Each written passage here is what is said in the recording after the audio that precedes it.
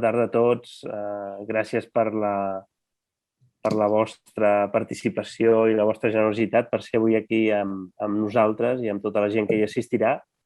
I, evidentment, un especial agraïment a la Fundació Congrés de Cultura Catalana, a l'Agustí, a la Marta, per tota la feina i tota la confiança i, naturalment, a tots vosaltres per participar. Veig algun amic de temps, no? El Manolo mateix, que no es deu ni recordar de mi, possiblement, però recordo un dia que ens vam conèixer a Tortosa fa molts anys.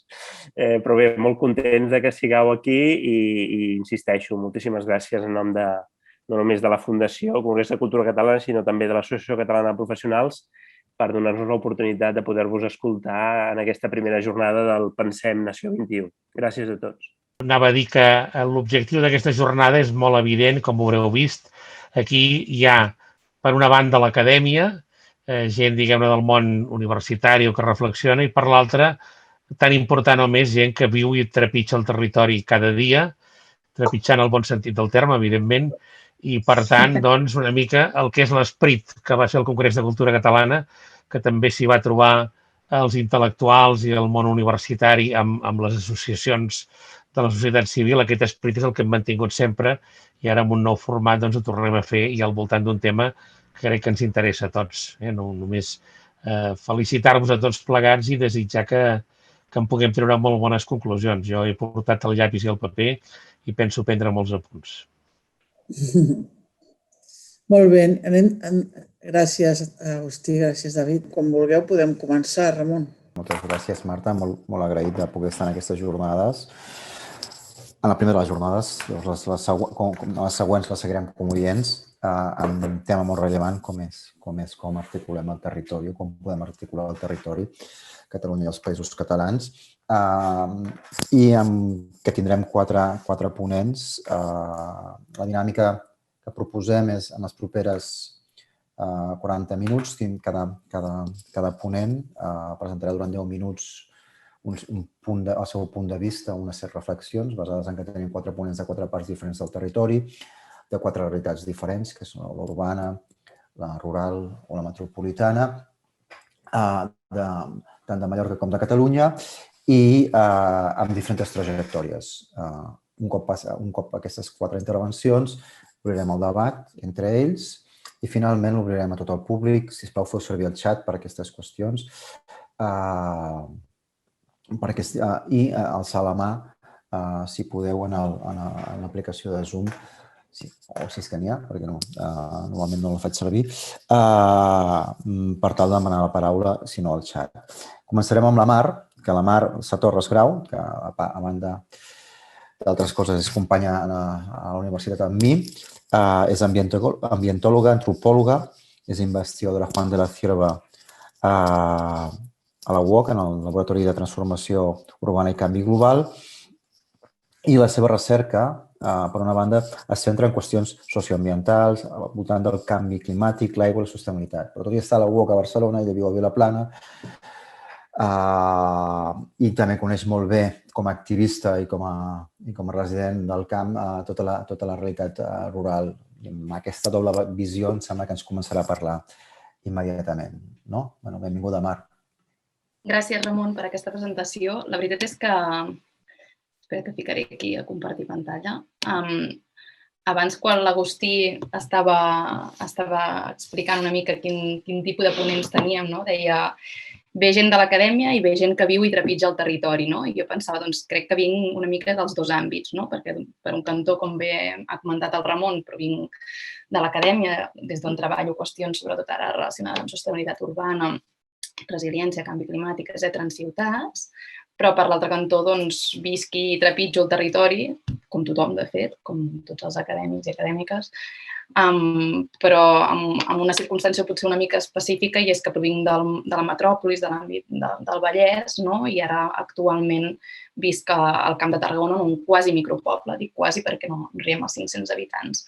Per tant, una mica des d'aquesta doble posicionalitat intentaré participar i construir en aquest debat. Havia preparat 3 o 4 diapositives pensant en aquests grans temes dels quals avui parlarem. I també partint una mica des del moment i context actual de les preguntes que emergeixen a través també de la situació pandèmica i postpandèmica. Ja sé que de vegades està bé allunyar-nos de la pandèmia i que no tot és pandèmia, però sí que és cert que alguns dels debats sobre el territori i com ens relacionem amb el territori han reemergit i s'han reobert i s'han accelerat o s'han repensat a través també dels canvis que vivíem en els successius confinaments, en les diferents escales territorials en les quals es podien moure, amb la relació amb el nostre lloc de residència, etc. Una de les qüestions que han sortit aquests anys o aquest any i que ja venien una mica d'enrere és aquesta idea de si hi ha un retorn al camp, fins a quin punt hi ha aquesta mena de relació entre ciutats i món rural i si hi ha aquest canvi de tendència, aquesta idea de la contraurbanització. I aquí el que us comparteixo són dades d'un estudi previ, el 2020, l'any tràgic, podríem dir-li, sobre fins a quin punt la joventut dels municipis urbans de Catalunya tenia intenció de moure's en un municipi rural. I per què ho poso això? Ho poso perquè més enllà d'aquestes tendències, més enllà d'aquestes proclames de fins a quin punt hi ha aquesta mobilitat de l'entorn urbà, l'entorn rural, que jo precisament, per exemple, he fet, fins a quin punt hi ha aquesta intenció i què mou i què motiva a fer-ho. I en aquest cas, amb totes les vicissituds de l'estadística i pot ser més qüestionable algunes coses de com es van obtenir les dades, però sí que el que obtenia era que un terç dels entrevistats de la joventut aquesta entre 15 i 34 anys sí que tenien intenció d'anar-se'n a viure al camp, en un municipi rural, i alguns dels patrons eren sobretot gent que ja no era tan jove, sinó gent de 20 anys en amunt, amb persones amb estudis inferiors o secundaris, amb un perfil també més aviat, per exemple, el sector d'aturats tenia com més tendència a anar a tenir aquesta intenció. També, en funció dels ingressos, hi havia percepcions diferents i també en funció del territori. Amb això què vull dir? Que més enllà d'aquestes grans tendències o grans debats, també hem d'anar a entendre les dades i veure qui i com i quines tendències al final es donen a la pràctica i de forma material. És a dir, potser aquest ressorgiment del rural no acaba produint-se amb un volum d'una envergadura que sigui significativa. Aquí podem discutir-ho més sobre quins motius poden portar. Després hi ha tota la qüestió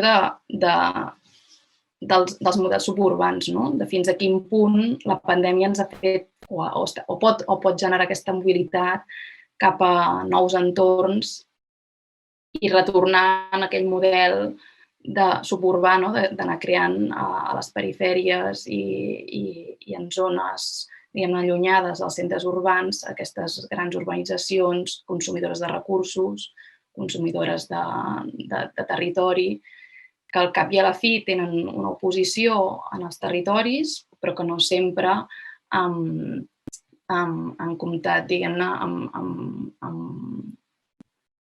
amb opcions de planejament i socials que les hagin pogut frenar. I finalment també s'han despertat aquestes altres alternatives de quins altres models existeixen i fins a quin punt podem repensar les ciutats que tenim i els pobles que tenim. Això també jo crec que la pandèmia pot haver ajudat a replantejar això, tant en l'àmbit de ciutat, aquí poso l'exemple de Recuperem la ciutat a Barcelona, però també en l'àmbit rural. I aquí potser la Roser segurament afegirà més cos en quant, per exemple, a les mobilitzacions que hi ha hagut últimament aquí al Camp de Tarragona i al Priorat, a la seva terra, sobre la massificació eòlica i aquesta crítica a com volem plantejar les infraestructures al nostre territori.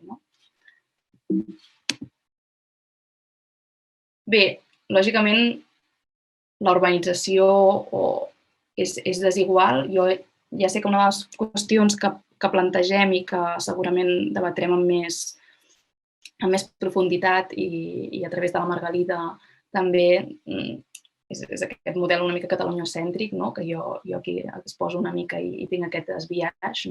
Potser no tinc tant el biaix de barcelonocèntric, però en canvi sí que tinc el biaix de pensar sempre molt en base a dades i requeriments de Catalunya. Però sí que aquí volia deixar evident que, clar, lògicament, aquests debats sobre els nous models d'urbanització, aquestes noves ruralitats, doncs són absolutament diferents en funció de les parts del territori en les quals estem parlant i, lògicament, és normal que a l'àrea metropolitana o a l'àrea metropolitana s'estigui donant aquesta idea de com replantegem les ciutats i la relació entre les ciutats mitjanes i les ciutats grans i en altres parts del territori els debats vagin cap a altres qüestions.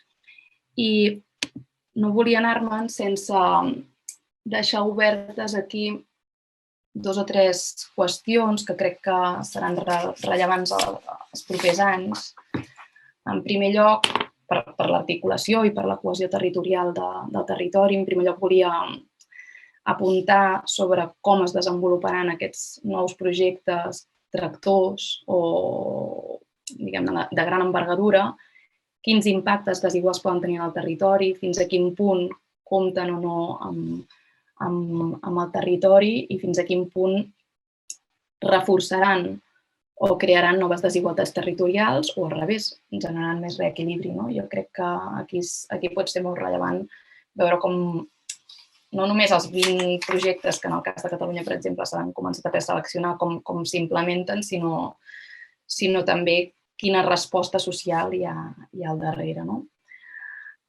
També potser després ja parlem amb més profunditat sobre les diferents agendes que tenim de cara al futur. Ara, al mes d'abril, si no m'equivoco, va acabar la recollida de propostes de l'agenda rural de Catalunya.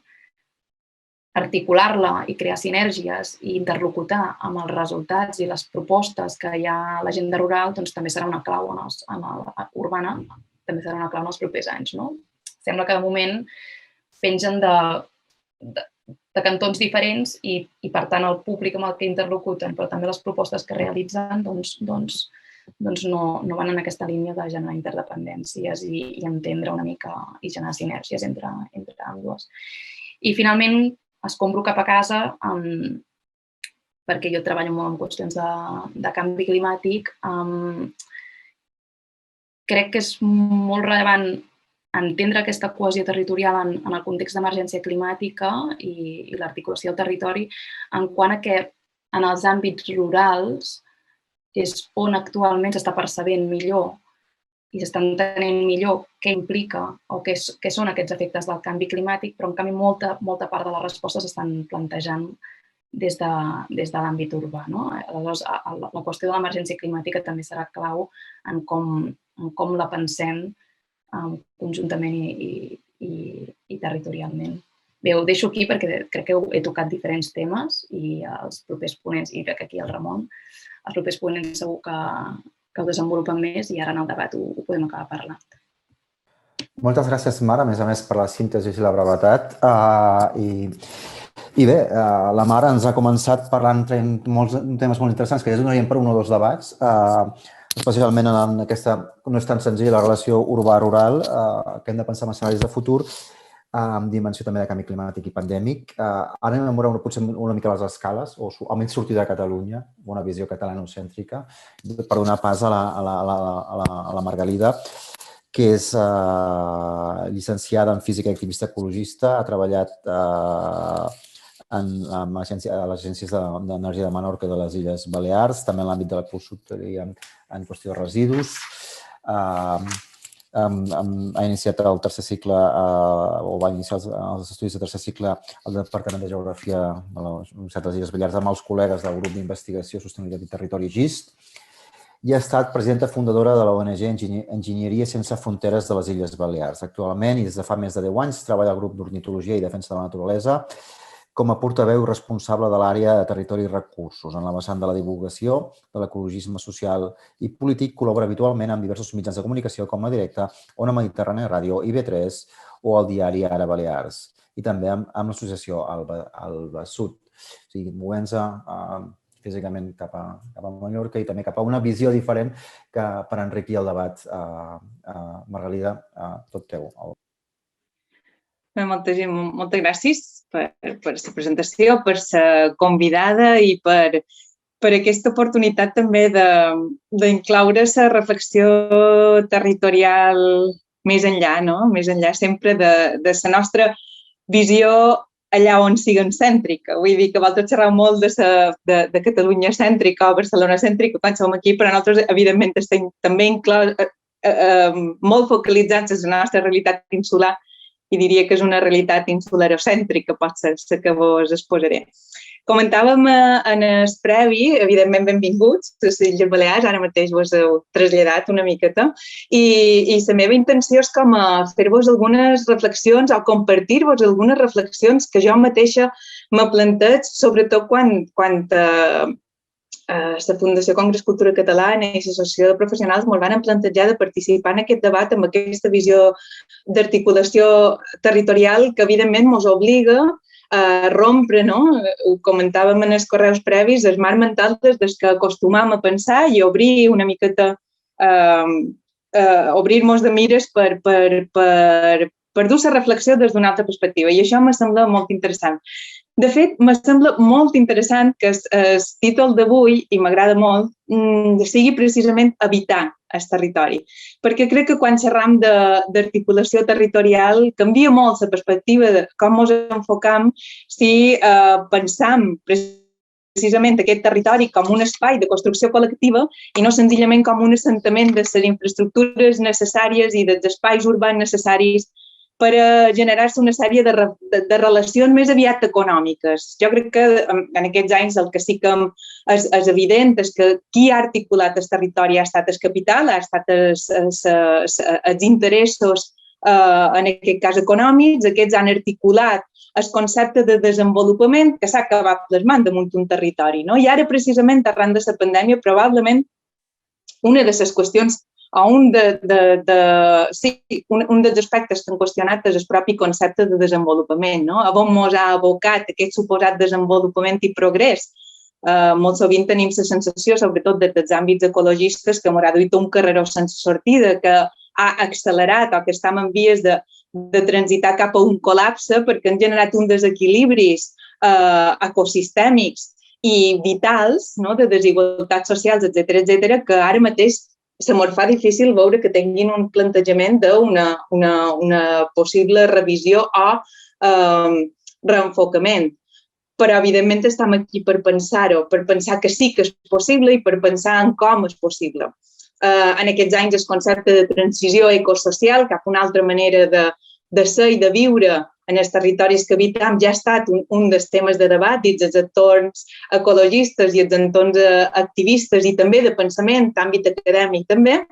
I jo crec que amb l'arribada de la pandèmia aquest concepte ha agafat una especial transcendència i, evidentment, s'està convertint en un focus o un llum cap a on posar tots els esforços, col·lectivament, per poder sortir de la situació de xoc i de crisi que amb la crisi sanitària s'ha accentuat i accelerat. És a dir, des d'aquests àmbits sovint dèiem que ja estàvem dins una crisi sistèmica i multidimensional, des dels diferents activismes anàvem denunciant els efectes d'aquests desequilibris generats i d'aquestes desigualtats, però ara mateix s'han posat més en evidència que mai, s'han fet més en evidència també la vulnerabilitat que com a societat tenim per tal i com hem articulat les nostres societats i, per tant, la nostra relació amb el territori i, per tant,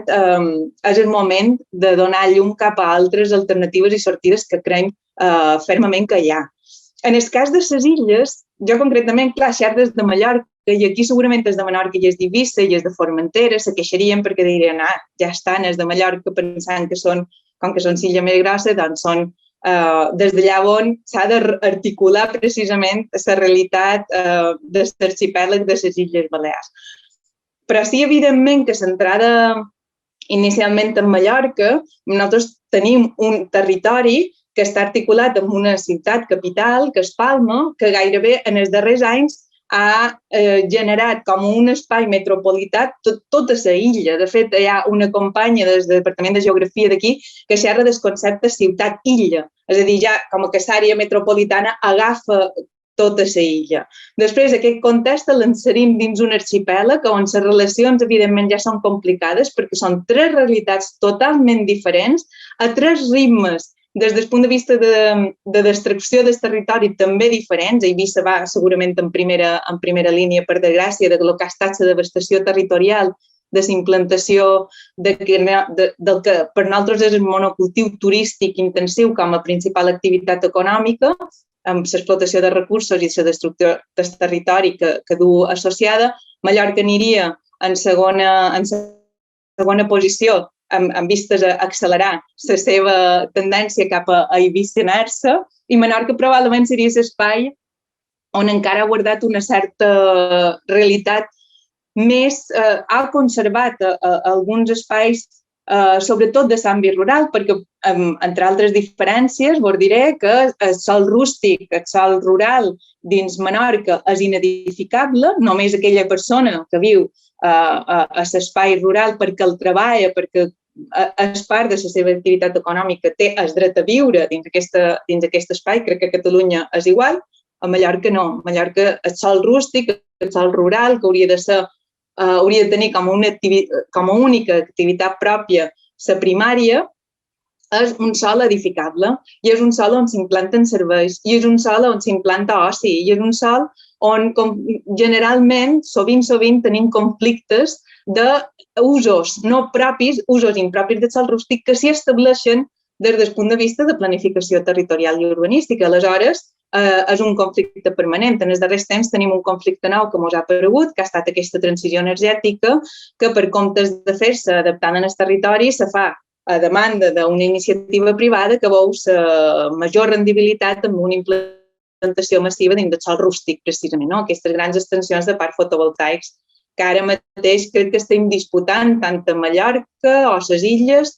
com a Catalunya i el País Valencià i la resta de l'estat espanyol, amb unes altres dimensions, òbviament, en parcs molt més grossos, però que estan generant un conflicte entre aquest sòl fèrtil i la necessitat de disposar d'ell, sobretot per fer front a escenaris futurs de canvi climàtic, i aquesta necessitat de transitar cap a un nou model energètic, però que nosaltres entenem que no ha de ser d'aquesta manera.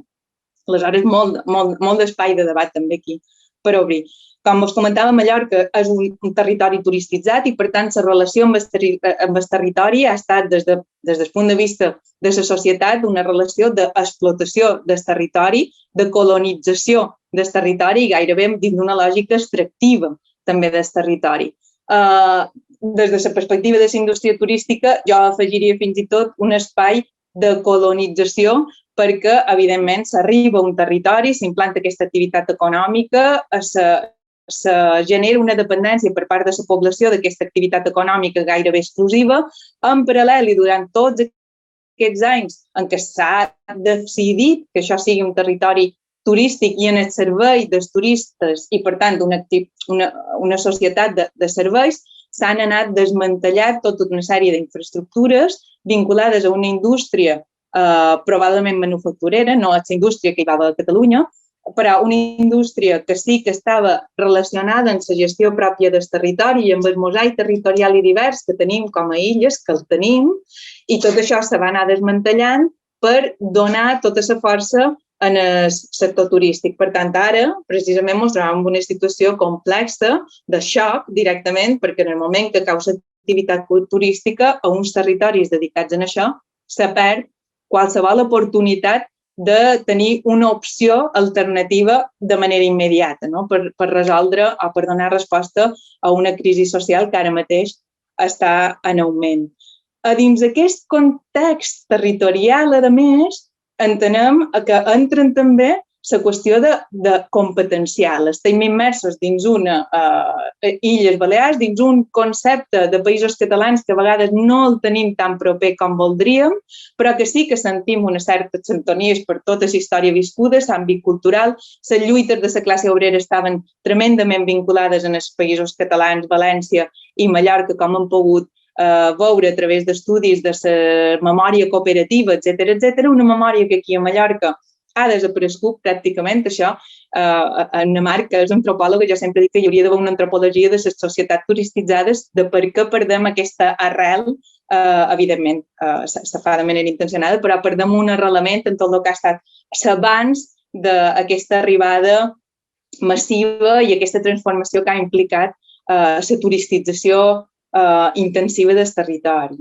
Aleshores, hi ha en aquest context un estat espanyol amb unes competències sobre les qüestions que generen també articulació territorial, com són les grans infraestructures, en aquest cas de transport.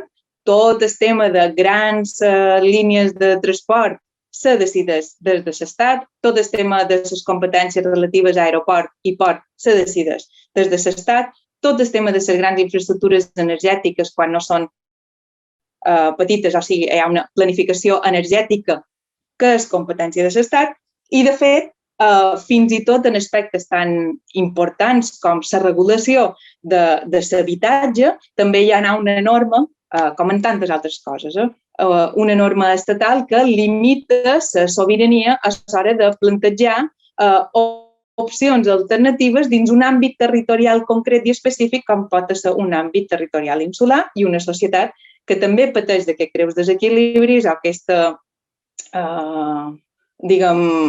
excessiva protagonisme, excessiu pes d'aquesta activitat econòmica turística que, a més, s'insereix dins un altre àmbit territorial que és la globalitat. És a dir, ara mateix les illes estan immerses, com tot, a dins una cadena global d'economia que genera aquestes desigualtats, que és extractiva, que intensiva en consum d'uns recursos que cada vegada s'acaben i que també requerirà replantejar-se. Evidentment, tot això ara mateix està damunt la taula, tot això necessita ser plantejat i la nostra opció sempre és plantejar les solucions des del concepte de metabolisme territorial, és a dir, nosaltres no som un ens a part d'aquest territori, necessitant recuperar la vinculació amb aquesta gestió del territori i de la terra, diria jo, més aviat, repensar les lògiques dels nostres sistemes de producció perquè són els que ens situaran en quina relació que vam tenint amb el territori que ocupam. Això, des del punt de vista de les propostes de transició ecosocial, està molt enfocada en aquest nou sistema productiu que necessitem replantejar en conceptes com resiliència, en conceptes com relocalització, en conceptes com ruralització i en conceptes com circuits petits, producció propera, recursos propers, etc. Però sabem que això, evidentment, requereix unes polítiques fortes de transició amb unes inversions fortes de transició que, com comentava na Mar, si haguéssim tingut els deures de pensar ja abans que arribés la pandèmia com enfocàvem els nous reptes que ja estàvem segurs que arribarien i que sabem que vendran, com són aquesta crisi climàtica o possibles altres crisis sanitàries derivades d'aquests desequilibris de la biodiversitat planetària o crisis financeres, com la que segurament haurem d'afrontar en els propers anys per un canvi dels models productius i perquè el capitalisme, tal com el coneixem ara, ha arribat a un punt d'inflexió difícil de superar. Ara, avui mateix sortien dades de la quantitat de llocs de feina que s'estan destruint per part de les grans corporacions que veuen que ja no hi ha una rendibilitat cap als sectors que fins ara s'estaven explotant i, per tant, això implicarà uns canvis evidents que planificats podien evitar que fos socialment dramàtic. Veurem com són capaços d'enfrontar aquestes situacions pensats des del territori, des del coneixement, des de la vinculació amb aquesta realitat territorial que ens és pròpia i des de tot el que ens ofereix aquest territori que molt sovint hem vist en vies d'explotació, amb la mirada d'explotació i hem estat incapaços sentir-nos part d'un ecosistema i, per tant, de ser conscient de la necessitat de cuidar-lo amb els conceptes de justícia climàtica intergeneracional i global de cara a futur per garantir precisament que altres generacions puguin afrontar els reptes que tenim per davant. Moltes jo amb gràcies. aquest equip m'he estès una mica més del que estava previst. Però com que la Mar havia estat molt breu i concisa, llavors amb això estem dins de temps. Moltes gràcies, Margalida, per aquesta visió des de Mallorca, que ha començat vinculant també temes durant tota la presentació entre l'atenció urbana rural que la Mar ens havia presentat. Crec que bàsicament ha portat dues preguntes molt generals. És el territori, per exemple, el territori per fer el què, no? I ens has pogut explicar com, per exemple, el paper dels usos i de la turistificació, que és un problema compartit per molts dels països catalans, i el seu extractivisme, el problema també potser del nou model energètic que s'està implantant, que també ens ha parlat la Mar, i del qui. L'articular el territori al capital o podem articular de forma diferent, no? I per tant, que hem de pensar en el metabolisme territorial i les lògiques de producció, que és precisament possiblement el que està fent ara l'Oriol Estela com a director del coordinador general del Pla Estratègic Metropolità de Barcelona. En aquests moments precisament s'està impulsant el procés Barcelona Demà, Compromís Metropolità 2030, que fa preguntes molt semblants i que és un procés molt interessant per la gent que vivim a l'àrea metropolitana de Barcelona. L'Oriol, a banda de coordinador actual del Pla Estratègic, és economista i geògraf. Ha treballat com a consultor d'economia local per a les administracions públiques a la Diputació de Barcelona en la seva àrea de desenvolupament econòmic i també és el coordinador tècnic de la Càtedra Barcelona Universitat Pompeu Fabra de Política Econòmica Local des de l'any 2017. Sí, Oriol, és el teu torn, 10 minuts, tot teu. Molt bé, doncs moltes gràcies per la presentació, moltes gràcies per convidar-me i per les dues presentacions anteriors, perquè jo crec que han situat molts elements i agrair especialment la Margalida, que no sé si s'ha estès o no, però en tot cas molt interessant conèixer aquest punt de vista que moltes vegades ens passa per alt. No? Jo intentaré sintetitzar, entre altres coses, perquè ara mateix estem en tants processos alhora, no? De pensar el territori. Nosaltres tenim el nostre propi, com ara deia el Ramon, no? Estem amb el procés Barcelona Demà, que ha de culminar en el nou Pla Estratègic Metropolità, que li diem Compromís Metropolità 2030, i això és un no parar d'inputs cada dia, diguem, des del territori, a més amb aquesta vocació que tenim d'obrir-nos al conjunt del territori, i per tant, diguem, de les primeres notes que vaig prendre per fer la presentació, el que tinc ara aquí en aquest paper, no sé si m'aclariré gaire de què explicar. Llavors, intentaré focalitzar-me ara en 5 elements que crec que ajuden a explicar que estiguem parlant encara d'aquesta dicotomia del camp, la ciutat, de la metròpoli, la resta, el territori, totes aquestes qüestions, que segurament no són les úniques 5, per mi són potser les que veig més evidentment, però precisament la gràcia estarà que després les situem a debat. Per tant, primera qüestió. Per mi hi ha un element fonamental que és que tenim greus dificultats encara per definir què és el desenvolupament del territori. Jo, economista i geògraf, però sempre em defineixo com a professional del desenvolupament econòmic local, perquè és en l'àmbit en el que he treballat tota la meva carrera professional i, a més, he tingut la sort i a mi ara es dona la paradoxa que sempre he treballat normalment en territoris, diguem-ho així, petits. És ara que m'ha tocat allò lidiar amb la gran metròpoli, però jo tant com a consultor, que vaig treballar molt a Galícia i Andalusia fonamentalment, com a la Diputació de Barcelona, que em vaig dedicar molt també als territoris, diguem-ho així, de l'interior, amb el Lluçanès, amb el Moianès, amb Osona, tots aquests territoris, treballant amb els seus municipis i els seus ens locals, veig que això, que tenim greus dificultats encara per definir, per concretar la idea de desenvolupament i, per tant, per concretar la idea de cap a on volem anar realment. Tenim un model econòmic, social, etc., que ens arrossega i que som això, tenim seriosos problemes per definir com volem mesurar el desenvolupament i, a més, o encara més, diguem, un desenvolupament que sigui vàlid pel conjunt del territori. Està clar que cadascú o cada grup d'interès o cada grup d'actors econòmics i socials poden tenir una idea del tipus de desenvolupament que els interessa i en la mesura de les seves capacitats, del seu poder i de la seva influència, doncs intenten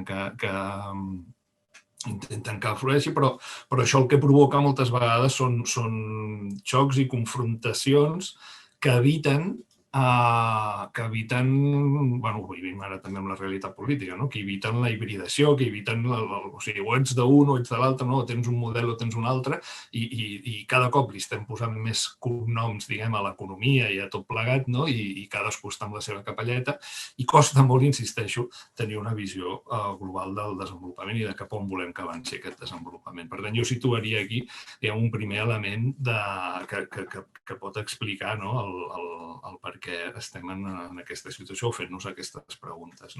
El segon element és que la planificació no està arreglant això, precisament. Jo crec que, a part de que efectivament tenim ara mateix molts processos en marxa, d'agendes diverses, urbana, rural, etc., però després també tenim planificacions sectorials. A l'àrea metropolitana s'està fent un PDU, un pla director urbanístic, perquè recordem que encara el vigent, el planejament urbanístic vigent a l'àrea metropolitana és de l'any 1976 i, per tant, se suposa que hem de pensar la ciutat i la metròpoli del futur amb un dibuix de fa més de 40 anys.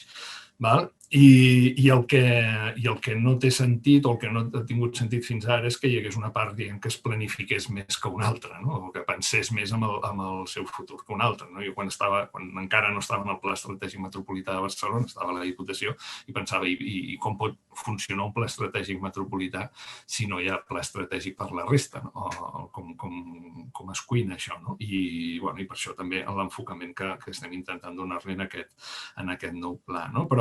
Però el que porta amb això, el que entenc que ha portat això, és a una certa, diguem-ho així, macrocefàlia també una mica inexplicable de Barcelona i del seu centre, i del centre metropolità respecte al conjunt.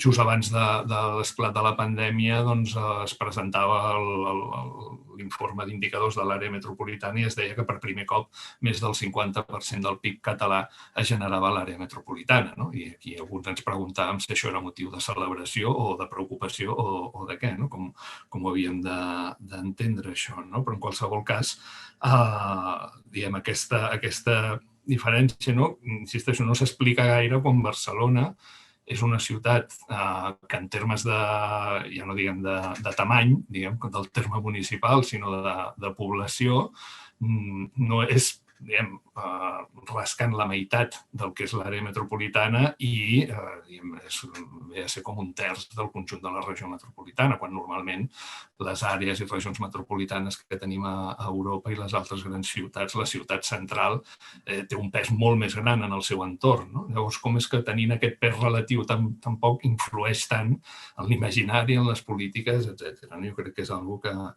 que ens ho hem de pensar. I, per tant, aquesta idea que la planificació s'ha de fer, perquè jo celebro d'alguna manera aquesta coincidència de l'agenda urbana, l'agenda rural, etc. Si fem bé aquestes planificacions, doncs segurament es podrà avançar d'alguna manera. El tercer element, que per mi és molt important, és, i ara se'n torna a parlar, insisteixo, suposo que tenim alguna part de responsabilitat també, de l'arc metropolità, o d'aquesta segona corona, que tampoc m'agrada que es visualitzi d'aquesta manera, però aquesta metròpoli al final, o aquest sistema de ciutats amb diverses centralitats que sempre també s'ha presentat i s'ha celebrat com una particularitat del cas de Barcelona i com una riquesa del territori, però que a la pràctica s'ha potenciat ben poc. I tenim aquí les qüestions d'infraestructures, tenim aquí les qüestions de la distribució de l'activitat econòmica en el territori, que quan s'ha produït ha estat més per al·luvió o per desbordament del centre metropolità i s'havia de buscar una sortida cap a algun lloc que no pas perquè estigués efectivament així planificada. Jo fa temps feia servir una metàfora, no sé si ara és exactament igual de vàlida o fins i tot de políticament correcta, no? Que era el comparar aquest territori, no? Quan estava a la província de Barcelona, el territori de la província de Barcelona com un automòbil, no? Que al centre hi ha el motor, no?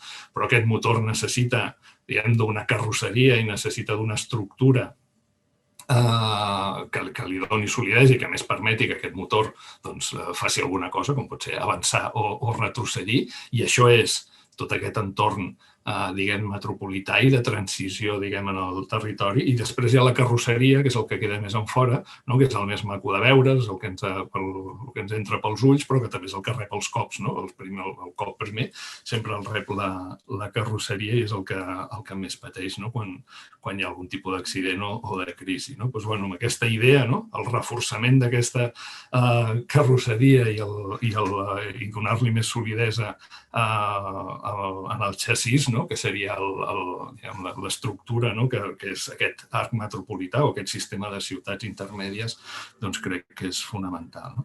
El quart element és el de les polítiques, no? És el de la manera de fer polítiques o de quines polítiques articulem. No? L'exemple més clar per nosaltres és el tema de la política alimentària, o sigui, el disposar, el dotar-se, no? D'una política alimentària, que és una cosa per la que portem també treballant des de fa 3 o 4 anys, no? I que aquest any, amb la capitalitat mundial de l'alimentació sostenible de Barcelona, que és fruit d'aquest treball d'aposta per un nou model alimentari, en el nostre cas la carta alimentària de la regió metropolitana i bé, en definitiva, diguem, aquest camí que hem emprès, no? Perquè tenim com a objectiu doncs, que l'alimentació sigui una política pública en si mateix, no? Això ofereix una mirada diferent, no només a moltes de les polítiques que fem, sinó en el territori i amb les seves relacions. No? Per tant, intentar també canviar una mica, no? La perspectiva de les polítiques públiques que es fan perquè precisament doncs, actuïn més en favor de la cohesió territorial, no? I de l'entesa i de la interrelació entre els territoris doncs és important. No? Però després també polítiques efectives, diguem, d'això que en diem reequilibri territorial. Ara ho he escrit en diverses ocasions en articles recents, no? Aquesta pregunta de què passa amb aquest suposat exurbà, no? I si tindrà molt efecte o poc efecte o com serà. Dic, bueno, serà, doncs intentem que sigui com volem, no? Però tornem al mateix, no tenim un model de què volem.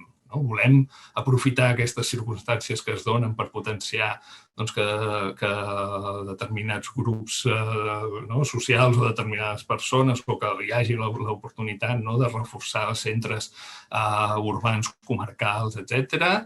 Ens conformem en que si hi ha gent que marxa, doncs marxin els seus reductes d'urbanitzacions o de cases benestants en el rural, però que no tinguin més interrelació amb el territori. Jo crec que aquest debat és viu, és absolutament vigent i crec que n'hauríem de parlar i veure quines polítiques volem fer per poder adaptar-nos a aquestes circumstàncies. I el cinquè i últim element és el que ha sortit en la primera intervenció, aquest famós tema dels fons i dels recursos. Evidentment, aquí s'ha utilitzat fins ara, al meu entendre, i també així ho he manifestat moltes vegades, doncs aquesta idea errònia que la manera d'equilibrar el territori o de fer que aquests fons tinguin més impacte en el territori és repartir-los en plan pluja fina per tot arreu, i això simplement el que amaga és moltes de les coses que dèiem abans, la falta de planificació, la falta de visió de com volem que sigui el desenvolupament, la falta d'articulació territorial, perquè al final, ja ho sabem, que efectivament aquests diners acaben arribant amb el territori, però l'impacte que tenen i la perdurabilitat dels seus efectes moltes vegades és més que dubtós. Bé, doncs, jo ho deixaria aquí de moment, posant aquests 5 elements sobre la taula. Insisteixo, segur que n'hi ha molts més, però ara mateix, diguem, els que soc capaç de formular amb tota la informació que ens està caient al damunt en aquest període, doncs serien aquests. Moltes gràcies, Oriol. Molt interessant també, com a la Margarida i la Mar. moltes connexions, que és el desenvolupament, mala planificació, planificació antiquada, és el que ens també es parlava de la Margarida en el cas de Mallorca, no? Quines són com s'articula el territori, qui ho fa. També la relació amb la mar i tot el tema de la relació urbà-rural i aquest intermig que poden ser les ciutats intermitges i quin model volem de país. I com jo crec que hi ha una cosa molt important a subratllar aquí és si s'està construint un pla metropolità és important, però també que la resta del territori tingui un pla. I possiblement aquí és una de les mancances que tenim. Si tinguéssim plans de tot arreu podríem articular. Però de la metròpoli passem un altre cop al rural i tenim a la Roser Bernet, des del Priorat, que és una dona del Priorat, filòloga de formació i actualment mestressa de la Casa Rural Perxer, seu de l'associació cultural Centre Quim Soler, la literatura i el vi, i a espais on s'hi acull i es convoquen hostes i convidats al voltant d'activitats i projectes que relacionin la gent, els paisatges i la cultura per contribuir a petita escala a fer existir dignament i amb veu i vot un bocí de país en el conjunt del país i del món. I sense més prolongaments, Roser, sisplau, la teva visió des del Priorat. Hola, bona tarda. Primer que tot, gràcies per convidar-me, tot i que això de parlar amb una pantalla no és el meu, i em perdonareu si la connexió virtual desapareix perquè podria passar. Bé, jo em sembla que parlaré d'alguna cosa diferent del que heu anat parlant tots plegats, perquè pensant en el que se'm convocava, i que se'm convocava una mica com per parlar des d'aquest país rural que diu la presentació de la taula rodona, i que no deixa de ser una etiqueta, que com totes les etiquetes inclou una diversitat i una complexitat que a vegades vista de lluny o vista de pressa no s'acaba de tindre en compte. Com que posar-nos a debatre, no és tampoc el tema debatre sobre la ruralitat, perquè ens portaria per camins que s'anirien bifurcant i per no perdre-nos més del que és el tracte. Jo el que sí que voldria és reflexionar sobre un concepte que jo vinculo a la ruralitat i que, tot i que pot semblar que és anar-me'n una mica per les branques o de passar a un nivell no tan concret com el que fins ara heu fet servir, i com diria un amic meu, potser el que hem de fer ja és fer menys fotos, menys xarxes, menys folklore i passar ja a l'acció per implementar solucions a les necessitats que ja tenim detectades, doncs tot i això, em permeto, diguéssim, arrencar el debat, que suposo que en acabat ja parlarem de coses més concretes, si més no jo, vosaltres ja ho heu fet. I jo vull introduir un concepte que a mi em sembla que per la reflexió, tot i que insisteixo, la reflexió ha d'anar sempre de bracet de l'acció, però sobretot la penso que s'han de fer sempre des dels llocs i les persones directament implicades, perquè després aquest debat i aquesta reflexió conjunta i aquesta acció puguin permetre, diguéssim, generar tant lleis com planificacions que s'adeqüin a l'inversa, com passa sovint, que són les realitats que s'han d'adequar a les normatives que venen i que ens cauen del cel, no sabem ben bé d'on. Aquest concepte que us deia que volia parlar és el concepte de l'escala.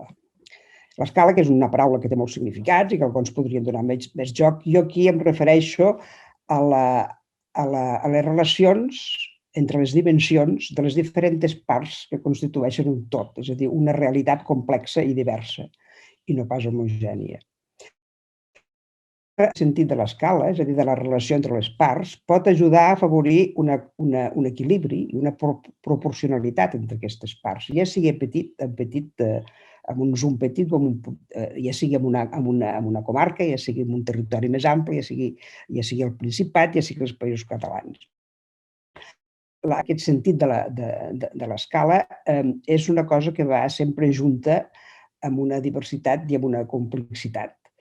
I, per tant, penso que és important aquest concepte perquè és el que defineix, en certa manera, les relacions entre les persones i el seu entorn i els models de vida tant individuals com col·lectius que es donen als territoris. El sentit de l'escala, si l'apliquem al temps, serien els ritmes també en majúscula i de la vida quotidiana, individual i col·lectiva. I aquest sentit del ritme és el que també ens ajuda a discernir entre el que és immediat i el que cal preveure més enllà. Perquè el sentit del ritme de l'escala és el que ens donarà la durabilitat dels projectes territorials. La durabilitat que per mi és una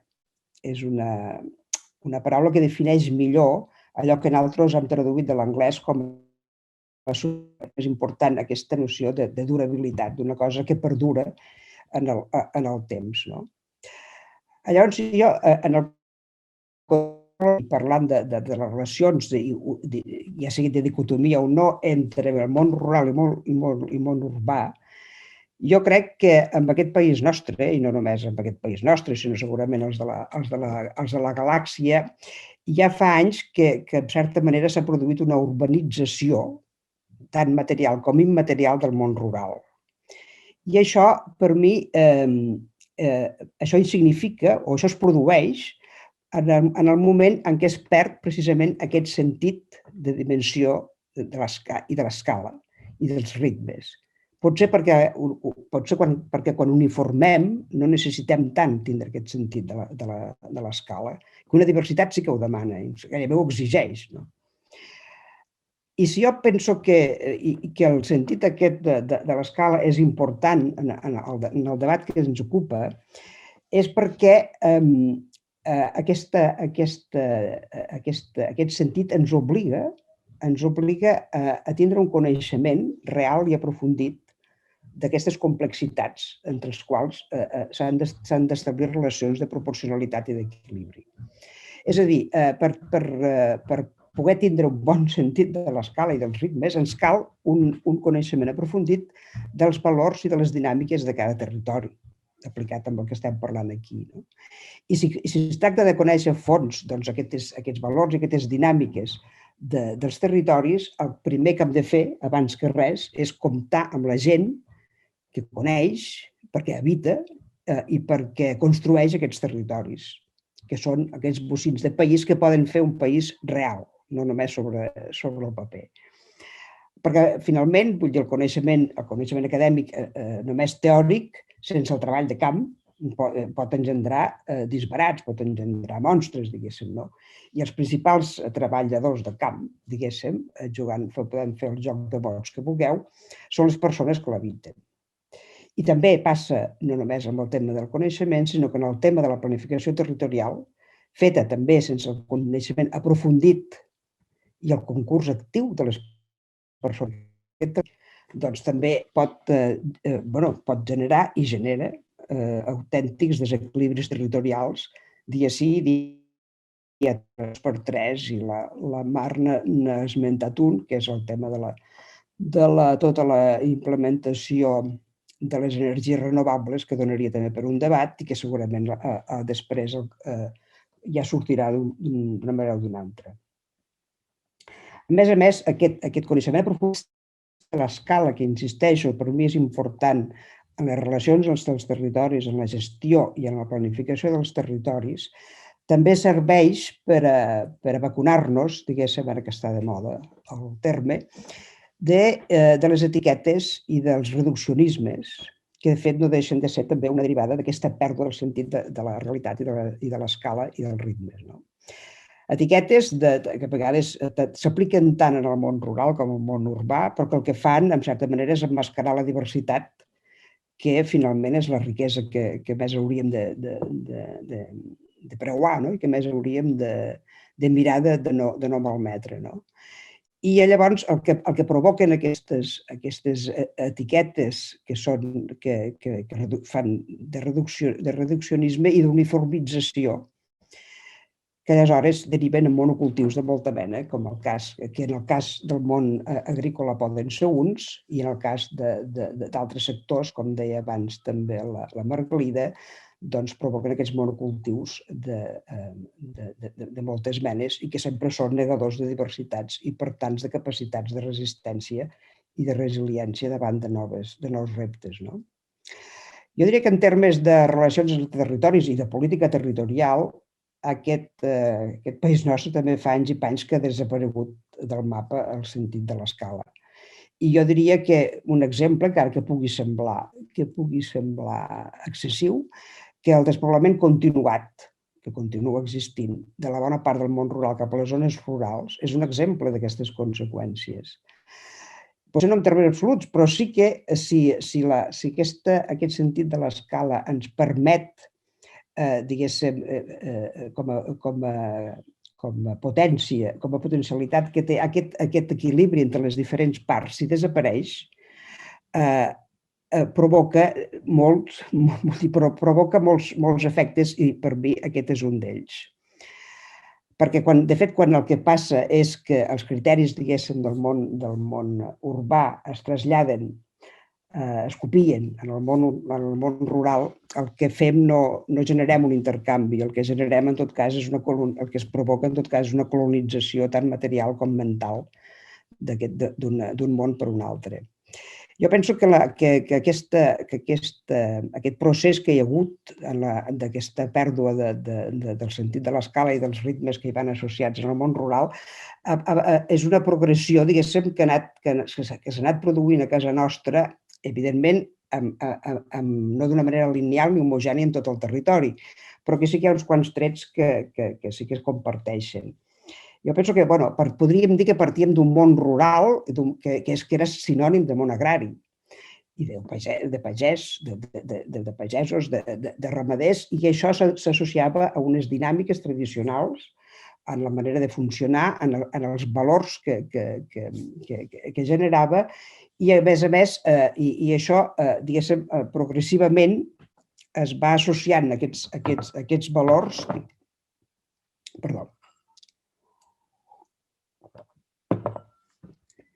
a quelcom que dificulta, en certa manera, un progrés que ja ens ve, progressivament es va definint en termes, bàsicament, de criteris quantitatius i de criteris econòmics. I que això, en certa manera, ve donat amb uns models de vida i amb uns de valors que s'associen més a la ciutat. Aquest procés ha acabat deixar pas amb un estadi de transició, moltes vegades no exempta d'un cert contingut traumàtic, diguéssim, i també de pèrdua d'autoestima per part dels habitants de les zones rurals, per abandonaments i dimissions de tota mena i per una certíssima marginalització i a la vegada victimisme, perquè són dos elements que junts poden crear autèntics desastres. Després d'aquesta transició, el que assistim també és amb aquesta progressiva adopció, diguéssim, de criteris que ja venen donats, en el qual aquest sentit de la dimensió de l'escala ha desaparegut del tot i que s'imposen des de models de producció que tendeixen, d'una banda, a l'homogeneïtzació, als monocultius, i, per altra banda, amb aquest sentit del curtterminisme que fa que tot ha de ser desmesurat i tot ha de ser ràpid. I això, en el món rural, es tradueix en un canvi de model agrari important en moltes zones, tot i que no tampoc de manera homogènia, que se'n va directe cap a l'agroindústria, que no es basa en allò que la terra pot donar de la millor manera en funció i en base als valors de cada territori, sinó que es basa en allò que s'imposa des d'un món global on els criteris són els del màxim guany en el mínim temps possible. I, per tant, tornem a dir on el sentit de l'escala i del ritme ha desaparegut del tot. Aquests canvis, diguéssim, de models de producció, evidentment, afecten també i trastoquen tot el sistema de valors de la societat que s'hi associa.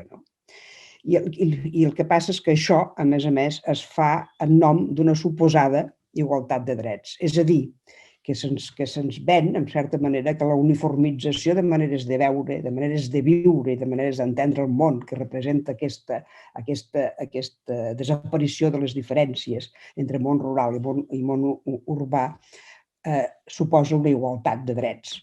I això per mi és una trampa, perquè confondre la igualtat amb l'equitat és això, és una trampa, i és una trampa mortal, sobretot, evidentment, pels més febles, que diguéssim que són els que perden bous i esquelles. Perquè del que es tracta no és de ser iguals, i el que es tracta és de no voler ser iguals. Hem de ser diferents perquè precisament és amb aquesta diversitat i amb aquesta complexitat si mantenim aquest sentit de l'escala i dels ritmes que podrem ser més resistents i més resilients, tant a les agressions que ens puguin vindre des de fora, com a partir de pouar, diguéssim, en els nostres propis recursos la manera de fer front. Jo, no sé si m'he passat de temps o què, però en tot cas, tallo aquí, ja us dic que era una cosa potser que anava per un altre camí dels que vosaltres heu encetat, però pensava que era important posar-ho damunt de la taula perquè a l'hora de parlar de problemes o de planificacions territorials i de gestió del territori hi ha elements que no els hauríem de perdre de vista perquè si no estan ben fonamentats, doncs això que dèiem, poden provocar o continuar provocant desequilibris territorials de tota mena. Moltes gràcies, Roser. Jo crec que no estava desenfocat, tot el contrari, ha complementat molt bé la resta d'intervencions. Tema clau important, l'escala, la qüestió de l'escala, a quines escales construïm, a quines escales, la complexitat que aporta la seva diversitat i els ritmes en la producció de l'espai. Tema també molt important que sorgeix per entendre com, al teu entendre, i crec que per l'altra gent, s'està organitzant el món rural, no? En les agendes urbanes de les Nacions Unides i Hàbitat hi ha, per exemple, el concepte lefebvriano o d'origen lefebvrià del Henri Lefebvre del dret a la ciutat. Potser ens tenim també un dret a lo rural, si em pregunto. I l'altra cosa, qui genera el coneixement, no tan sols els acadèmics, sinó també els activistes, també la gent del territori, en les diferents parts del territori. Doncs bé, em sembla que tenim molts inputs des de la Mar, la Margalida, l'Oriol i la Roser per debatre, per extendre'ns, potser fins i tot per complementar. A mi em venen moltes preguntes al cap, però abans de fer-les jo m'agradaria saber si algú dels quatre, de la Roser, la Margalida, l'Oriol o la Mar, volen interpel·lar-se mútuament o, vist el que han dit els altres, creuen que poden afegir alguna cosa o portar la contrària o reafirmar abans de fer preguntes i òbviament, agrair els quatre grans intervencions que ens donen molt a pensar i que ens poden ajudar a construir futurs.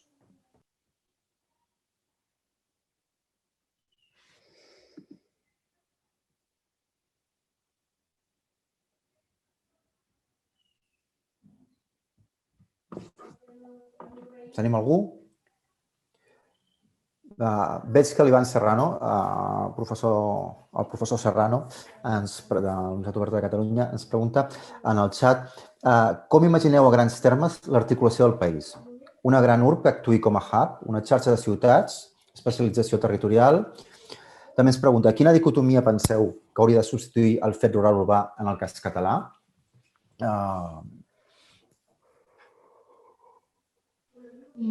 I per extensió també potser el cas de les Illes Balears o dels Països Catalans.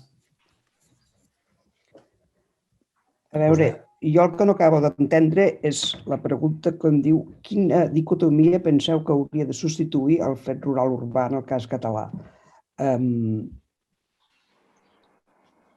Què vol dir? Vull dir, hem de funcionar per dicotomies.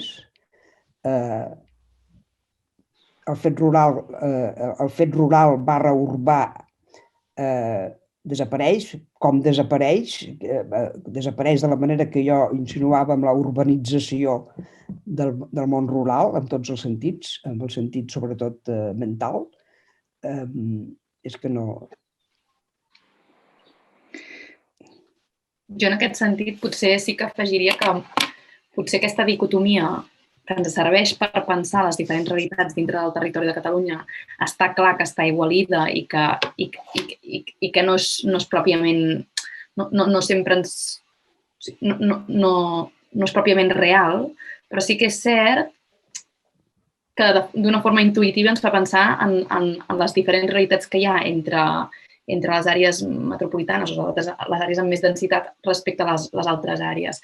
Jo, més que pensar en una nova dicotomia, doncs pensaria en aquests diferents models o els diferents gradients que hi ha al llarg del territori i enllaçant amb una pregunta que veia posterior, crec que de la Marta Rovira, amb aquesta idea que no tan sols tenim unes grans ciutats versus uns micropobles, sinó que hi ha ciutats mitjanes, hi ha pobles grans, hi ha pobles que no són micropobles, i a partir d'aquí pensar en aquestes diferents realitats i articular-les entre si, no? Veient com aquesta agenda urbana i aquesta agenda rural, per exemple, que abans comentàvem, poden interactuar i enllaçar amb alguns d'aquests actors, però alhora necessitem articular-los entre tots ells. Aleshores, a la pregunta que ha fet l'Ivan de com us imagineu grans termes l'articulació del país, com una gran urbs que actuï com a hub, aquí potser llenço una pregunta cap a l'Oriol, que l'altre dia plantejaven en un debat sobre l'estratègia catalana de canvi climàtic, d'adaptació al canvi climàtic, que en el fons també va sorgir la qüestió del món urbà i món rural, no? I deien, la idea aquesta que està sortint molt des de l'àmbit metropolità de Barcelona, de la ciutat dels 15 minuts, es podria exportar a la resta de Catalunya i llavors enllaçant també amb el que deia la Roser, fins a quin punt aquestes idees que sorgeixen en un àmbit, en el món urbà, fins a quin punt són extrapolables en l'àmbit rural, no? I va haver-hi com tota una sèrie de postures crítiques al respecte, però no sé si l'Oriol pot desenvolupar una mica més. Aquesta idea de fins a quin punt la Barcelona dels 15 minuts pot ser exportable o no té cap sentit pensar-ho d'aquesta manera, no? Gràcies. Jo crec que hi ha, de fet, és també una simplificació quan parlem de la ciutat dels 15 minuts o la Catalunya dels 45 minuts que n'hem parlat en algun moment.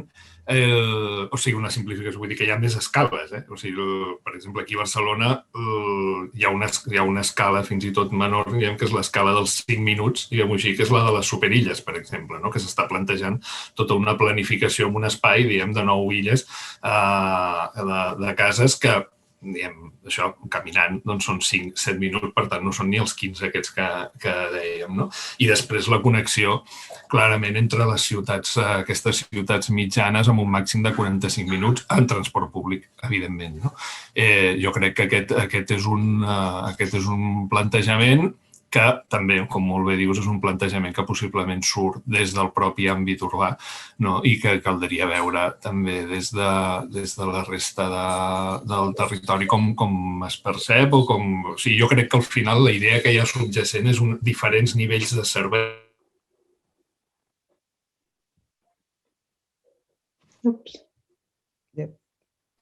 Sembla que l'Oriol s'ha perdut o només és a mi? No, ha quedat congelat. Aviam, esperem un moment i si no, sí que ja continuarem amb la ronda mentre recuperem l'Oriol. Cales temporals, no? Està clar, de la ciutadania. Jo crec que aquesta és una mica la clau. Però sí que m'agradaria... Sí. T'hem perdut durant 20-30 segons. Ostres! Dic per si pots recuperar les últimes frases teves abans que t'interrompís per... Perdona, perquè també si tinc una connexió una mica d'això, malgrat estar al centre de Barcelona i ara mateix, i del 22 arroba, que és molt tecnològic, però també tenim aquests problemes. No, dic això, que hi ha aquestes diferents escales, no? La dels 5 minuts, aquí a Barcelona, les superilles estan planificant com espais, no hi ha de 15, sinó de 5 minuts, que caminant 3-4 illes no ens puguis trobar determinats serveis, a 15 minuts n'hi ha d'haver uns altres, diguem això, la Catalunya als 45 minuts vol dir que determinats serveis han d'estar com a màxim a 45 minuts en transport públic de la ciutadania i, per tant, això forma part de la planificació del territori. El que vull dir és que no oblidem que totes aquestes escales s'enfronten a la que és la gran amenaça, que és, diguem, la ciutat dels 0 minuts. És a dir, que ens quedem a casa i que ens ho portin tot. Siguin riders, siguin drons o sigui el que sigui, que aquest és un dels grans perills d'aquest moviment, diguem així, d'èxode urbà que es diu, de gent que s'està veient, gent amb possibles, gent de renda elevada i que pot construir el seu espai diguem, de la ciutat dels 0 minuts en el seu xalet o en la seva masia o en la seva casa, no? Perquè tindrà la possibilitat de fer suportar tota casa i el que necessiti i interactuar el mínim possible amb l'entorn. Això que és molt clar que pot passar en el centre urbà també pot acabar passant en el conjunt del territori. Per tant, jo diria contra això la necessària planificació territorial d'aquests serveis, perquè al final del que estem parlant, jo crec que un dels elements del benestar i del desenvolupament és que tothom tingui accés a uns serveis mínims universals garantits amb això, a una distància adequada per la seva vida quotidiana. I posats amb les preguntes creuades, jo també tenia una pregunta per la Roser, que és una pregunta que faig sempre amb tota la bona intenció, perquè és precisament el que volem recollir amb aquest procés que estan fent, que és què li demaneu a Barcelona? Què li demaneu? Això vam tenir una conversa l'altre dia amb la gent de la Universitat de Girona, que això que faran, organitzaran també un debat en el marc del nostre pla estratègic metropolità una mica de les relacions entre Girona i Barcelona. I deia, no ho volem plantejar només en clau de reivindicar i de demanar i de tot això, però es pot demanar de moltes maneres. Què realment creieu? Jo crec que nosaltres, des de Barcelona, i jo em poso a Barcelona perquè òbviament visc aquí i estic planificant des d'aquest territori, tenim bastant clar què volem de la resta del territori i diguem-ho així bé, cooperatiu moltes vegades. Què és el que espera o què és el que vol, en aquest cas el Priorat, això de Barcelona? Bé, jo no et contestaré la pregunta, perquè jo no soc qui per contestar-te.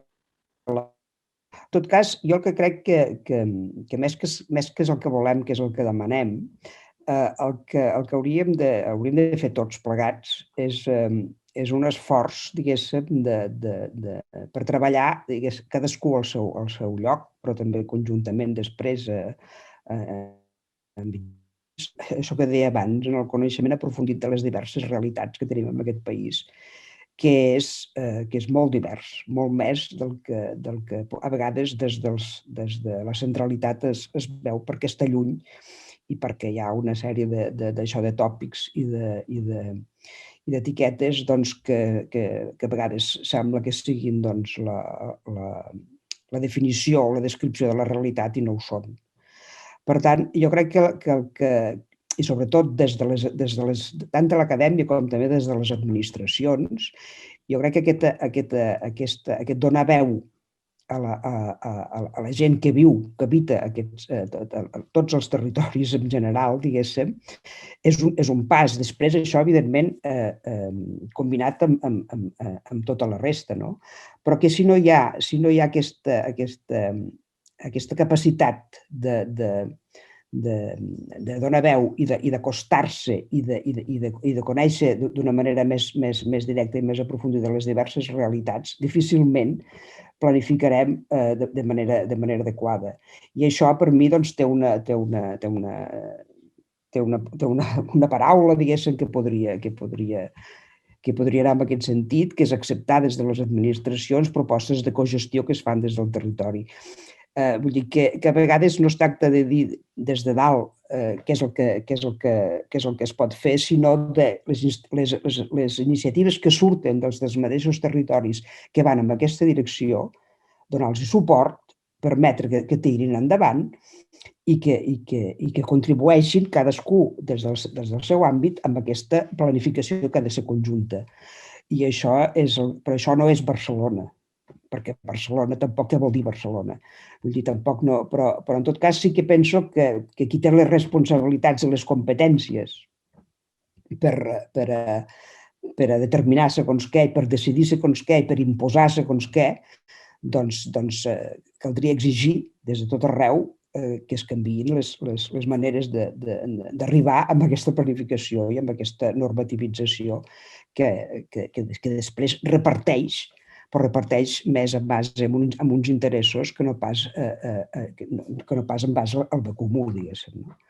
I això, no sé si t'he contestat, però també anava lligat una mica amb la pregunta que feia que feia, no, amb una pregunta, amb el comentari que feia l'Íñigo Enterria, és que no ho veig bé, de que són dos mons, el món rural i el món urbà, que es necessiten, però que es necessiten però per interessos diferents. Vull dir, si el que passa és que pensem que són interessos diferents i que no hi pot haver un partit, doncs no anem bé, perquè aleshores el país continuarà patint, diguéssim, desequilibris territorials. Jo crec que més que demanar, el que hem de fer és posar-nos tots les piles perquè aquest coneixement de les diferents realitats que demanen diferents solucions, doncs avanci per aquí. Gràcies, Roser. Margalida, tenies la mà aixecada?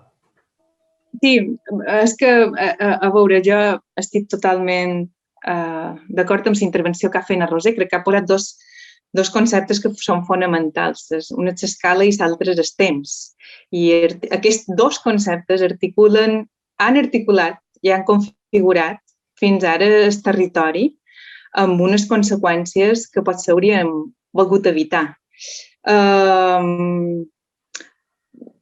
Primer un apunt, i és dir-te, Roser, que aquí a Mallorca, des de la universitat precisament, s'ha donat nom en aquest procés de colonització dels conceptes urbans cap en el camp, i és el concepte de rururbanització. I està estudiat com a tal, no?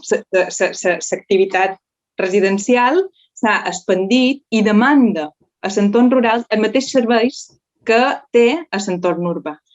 Clar, jo quan se xerra N'Oriol, que ha plantejat el tema d'aquesta ciutat de 0 minuts i planteja aquest escenari on l'únic que sembla que se demanda és una provisió de serveis que probablement no siguin essencials i que no tothom hi pugui tenir accés, me pens també a veure en quin tipus de societat volem articular a través d'aquest territori. Perquè, clar, la societat no només viu de consumir béns materials, viu d'unes relacions, viu d'una atenció, viu d'unes cures. I per això, quan plantegem concepte de revisió de la nostra relació amb el territori, aquesta diversitat, aquesta complexitat de realitats diferents i també el concepte de metabolisme han de ser presents. Perquè si jo penso en una gran urb que faci de hub, el que me ve en el cap directament és un desequilibri brutal. De què viu aquesta ciutat? Aquesta ciutat se sosté per una ecodependència que ignora.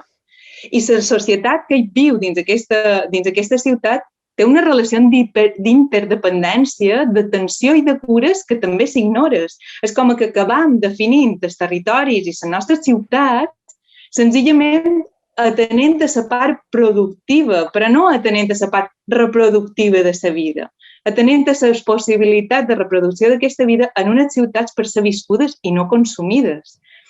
Aleshores, clar, el debat és immens, intensíssim, molt també dins l'àmbit urbà i des de la concepció de les pròpies ciutats, però més enllà d'això també.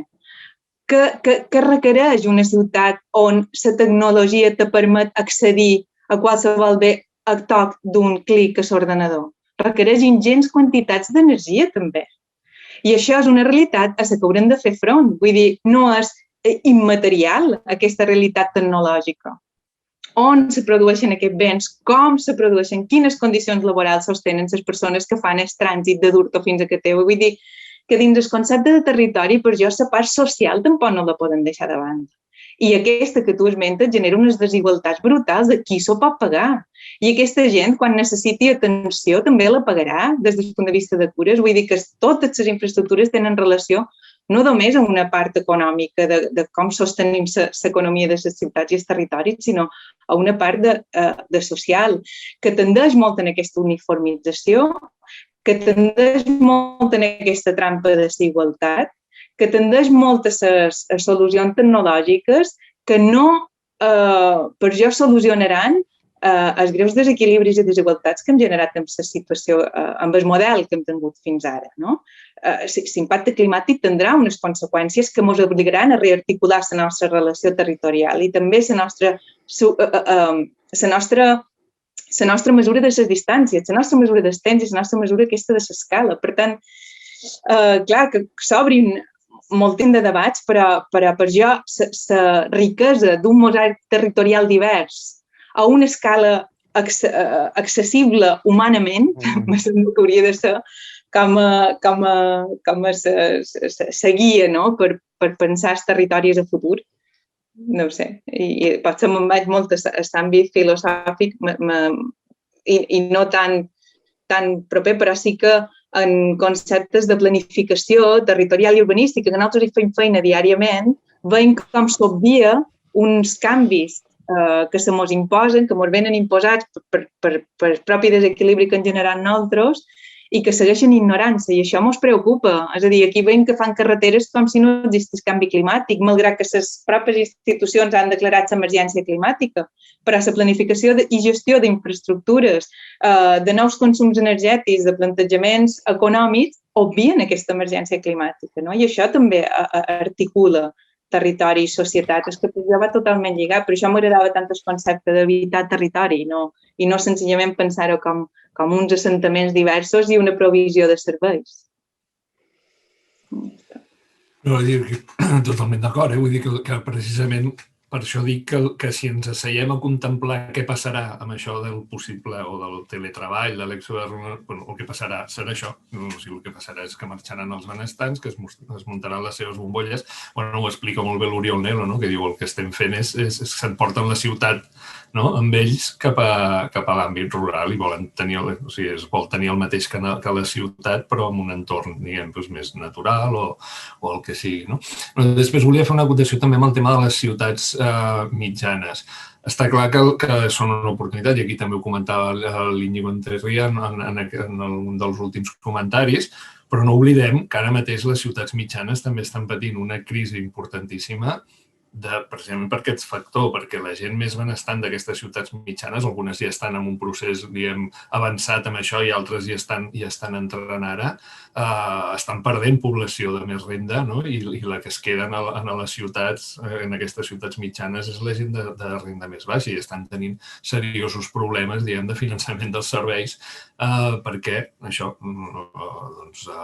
les poblacions de l'entorn, que ofereixen aquest entorn més natural, no tan urbanitzat, amb un altre tipus d'habitatge, etcètera, doncs són els on se'n va la gent a residir, la gent amb més renda, i per tant aquí també la reformulació de la fiscalitat compartida en aquests entorns és fonamental, com s'ha fet a França o com es fa en altres llocs del famós minifundisme que tenim aquí també municipal i la seva translació a les polítiques i a la governança i a la fiscalitat entre elles.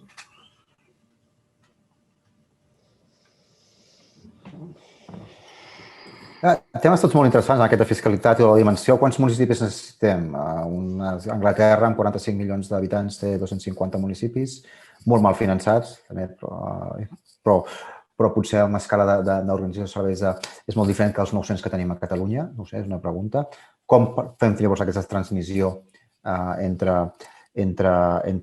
parts riques i parts pobres del territori, que tot i en aquests moments uns perden ingressos i altres en guanyen, estan íntimament articulades, una balança amb l'altra, és una qüestió. Una altra cosa que heu parlat, que hem començat amb la Mart i l'Oriol també ho ha dit, ha parlat sobre el tema dels fons europeus i aquest fons d'emergència de canvi climàtic. És una pregunta pels quatre, perquè en el fons el que estem veient és que arrel d'aquests fons i d'aquests plans del New Green Deal que s'està creant, estem convertint els fons pel canvi climàtic precisament en una eina per generar molt més canvi climàtic i desigualtat, en lloc de repensar el territori de manera més intel·ligent. I, per exemple, que darrere d'això hi ha molts projectes energètics que estan tensionant diferents parts del territori. Hi ha models, com estava parlant l'Oriol i la Margarida, especialment en el digital, que són intensius en energia i que I una pregunta, un petit bocat del diable, una mica mala bava, no? Sí, la ciutat de quilòmetre zero és horrorosa, però quan veus en un poble de 300 habitants, Amazon et dona coses que mai havia somiat, no? Vull dir, llavors, com podem també repensar models totalment, ho dic una mica com a bocat del diable, com podem pensar també models d'economia digital diferents que siguin més sostenibles o que també poden ajudar a zones més denses a tenir. I també la Marta Rovira us pregunta, penseu que la mobilitat defineix massa l'articulació territorial i no tant els components del territori? O sigui, moltes preguntes que he fet jo, una pregunta molt interessant que ha fet la Marta. No sé. Jo, un apunt molt ràpid en aquest sentit. Crec que s'ha apuntat en dos aspectes claus que vindran ara afavorits i reforçats a través de les polítiques de recuperació, que una és la part de la transició digital, no? I l'altra és la transició ecològica, no? I com tindrà impactes en el nostre territori de forma desigual. Ara estava pensant en l'agenda rural, que si no m'equivoco, una de les prioritats ha sigut aquesta idea de la digitalització, no? I de la inclusió digital, que és una de les coses que ha sortit molt també a través de la pandèmia, no? Fins a quin punt els territoris de Catalunya estaven connectats, però aleshores també sorgeixen qüestions i reptes com el que apuntava l'Oriol o com el que ha sortit no només a les ciutats i aquest repte de quedar-se a casa, sinó també en els pobles, no? El poble dels 0 minuts, perquè també t'ho porta Amazon. És a dir, per un cantó, no? Les oportunitats que obre i els reptes. I quan això ve a marxes forçades i no ben pensat i ben dissenyat, doncs s'ha de veure quines implicacions té. Cap a la transició ecològica, que és el terreny que jo potser una mica conec més, clar, potser aquí això la Roser hi afegirà.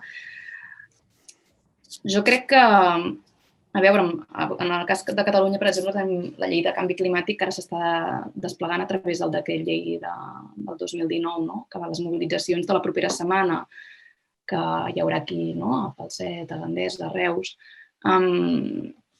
Són contra aquest decret llei, no? Pel model que propugna. Aleshores, aquí s'obre aquesta escletxa del que haurien de ser unes polítiques d'emergència climàtica que ajudessin a repensar el territori i els fluxos metabòlics i el model energètic que tenim en uns territoris que tradicionalment han estat castigats pel model energètic dels combustibles fòssils, precisament no serveixen per repensar això, sinó que poden arribar a reforçar aquestes desigualtats territorials. Aleshores, doncs, hem de pensar bé això, aquesta transició ambiental o energètica com l'elaborem des d'aquests diferents aspectes. Crec que la Roser volia apuntar en aquest sentit.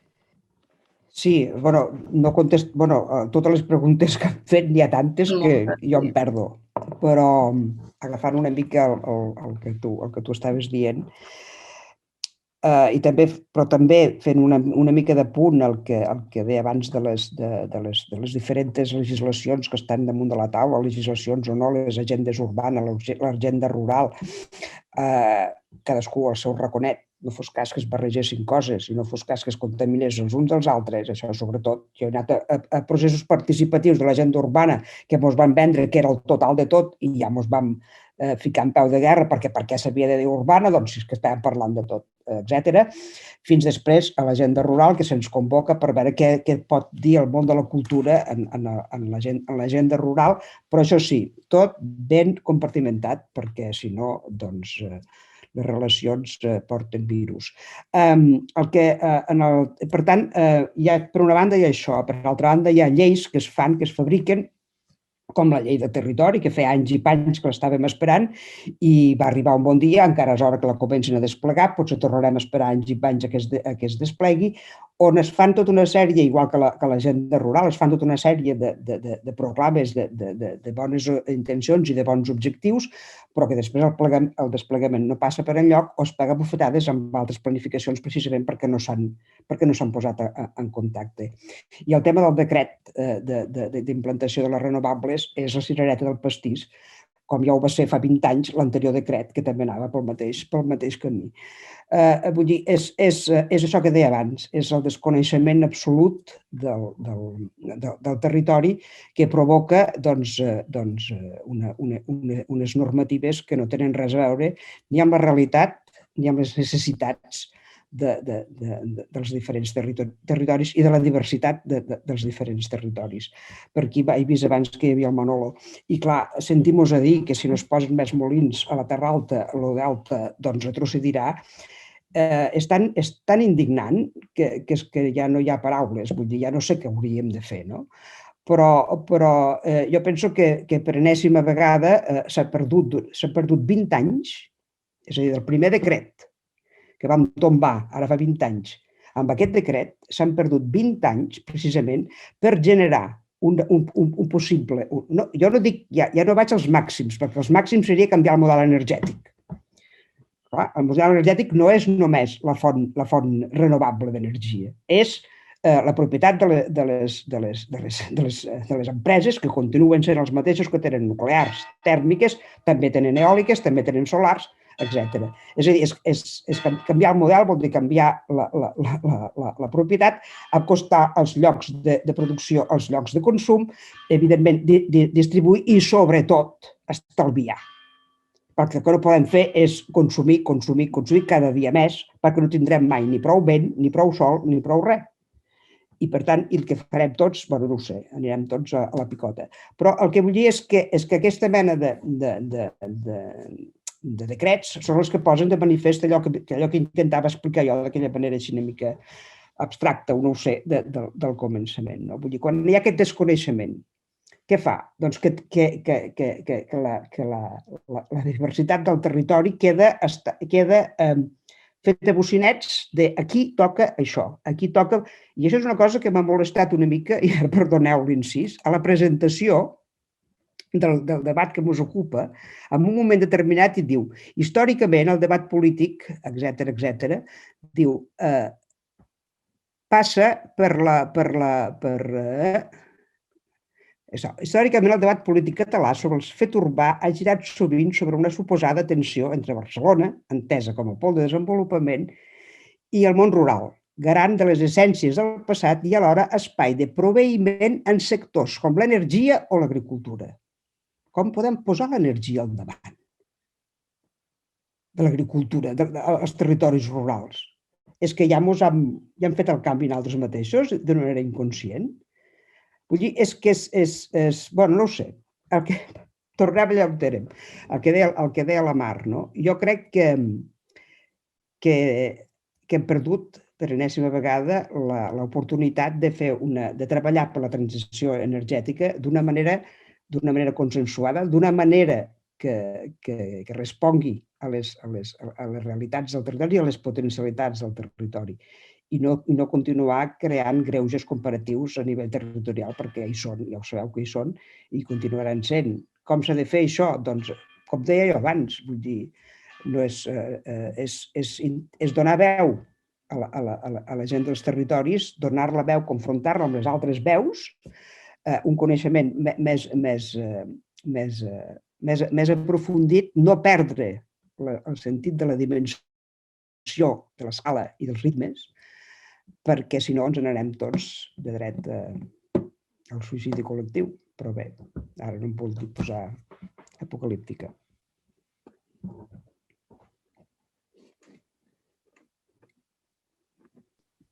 Jo, en relació amb el tema dels fons europeus, nosaltres estem veient amb molta preocupació. Bàsicament perquè estem veient una mica cap allà on van les grans tendències. Jo crec que en els temps que venen, des dels activismes i des de la societat haurem de fer front no només en els reptes que ja mos venen, sinó a un relat una miqueta pervers del que és la transició verda i digital, no? En conceptes com aquesta accessibilitat, igualtat, inclusió, etc. Jo crec que ara mateix, tal com s'estan plantejant els fons europeus per part de l'estat espanyol, i estem en un grup de feina a nivell estatal amb entitats arreu de l'estat ho estem seguint des d'octubre de manera bastant intensiva.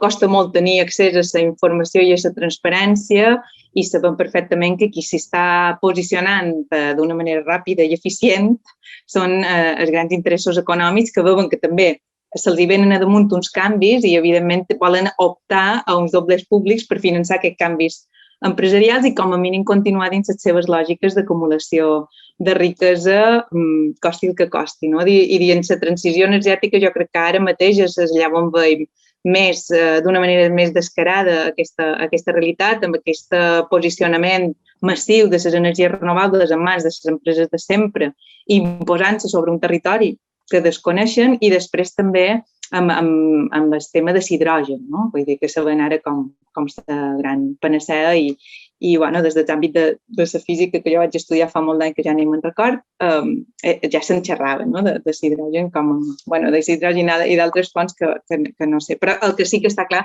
és que en qualsevol cas no tindrem l'energia disponible com l'hem tinguda fins ara en el preu que l'hem tinguda fins ara, que ha estat un dels grans factors d'articulació territorial de les infraestructures, de la mobilitat que apuntaven a Marta, de com aquestes infraestructures pensades amb aquest transport a base d'un combustible econòmic barat i sense que fins ara semblés que ni tan sols generava emissions perquè el manco en el cas de l'aviació ni se'n responsabilitzava, quedava fora del control d'emissions fins fa relativament poc i això efectivament ha articulat territoris, fins i tot a nivell global. Per tant, sí que ha tingut un pes fonamental i el tindrà la necessitat de replantejar-nos noves maneres de transportar i sobretot la necessitat de reconsiderar el factor social que plantejaven a Roser dels temps.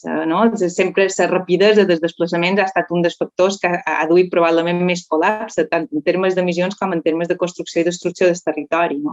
Per tant, sí que l'ha articulat d'una manera brutal. En el cas d'una illa això ho veiem de manera descarada. Podríem fer un relat de la història territorial de la illa en funció de les seves infraestructures, sobretot de carreteres, no de mobilitat, de carreteres directament, perquè fins fa relativament poc, i de fet aquí encara les competències estan separades, qui du carreteres no du mobilitat, i per tant això és el gran drama. Aquesta dispersió de competències i sectorialització evidentment mai ajuda a una concepció integral del territori.